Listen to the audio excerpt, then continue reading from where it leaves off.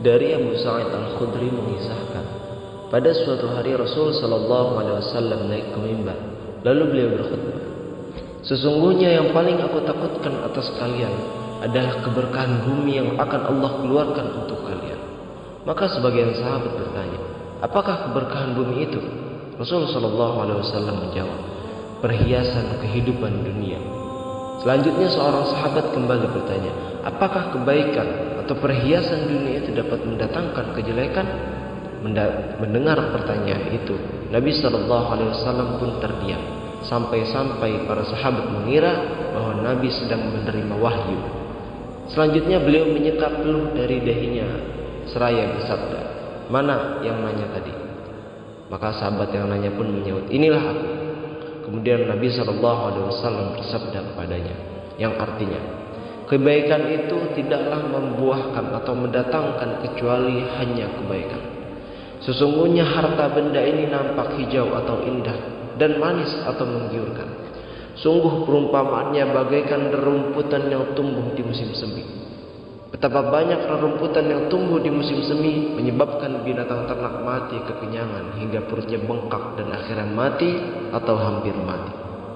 Kecuali binatang yang memakan rumput hijau, ia makan hingga ketika perutnya telah penuh, lantas ia segera menghadap ke arah matahari, lalu memamahnya kembali, kemudian ia berhasil membuang kotorannya dengan mudah dan juga untuk selanjutnya kembali makan, demikianlah seterusnya.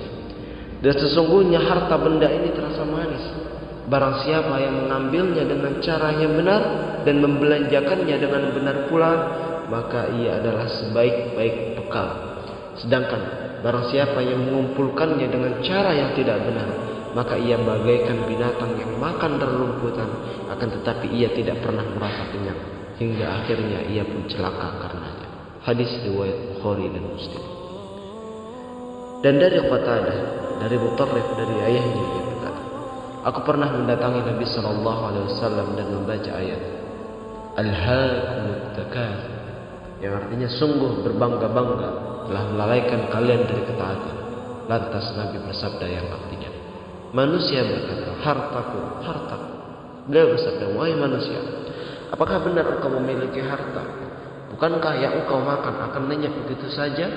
Bukankah pakaian engkau kenakan juga akan usang? Bukankah yang engkau sedekahkan akan berlalu begitu saja?" Hadis riwayat Muslim. Allah Ta'ala pun menerangkan bagaimana keadaan manusia begitu kagum pada dunia. Di dalam Quran surat Al-Hadid ayat 20 yang artinya, "Ketahuilah bahwa sesungguhnya kehidupan di dunia ini hanyalah permainan dan sesuatu yang melalaikan.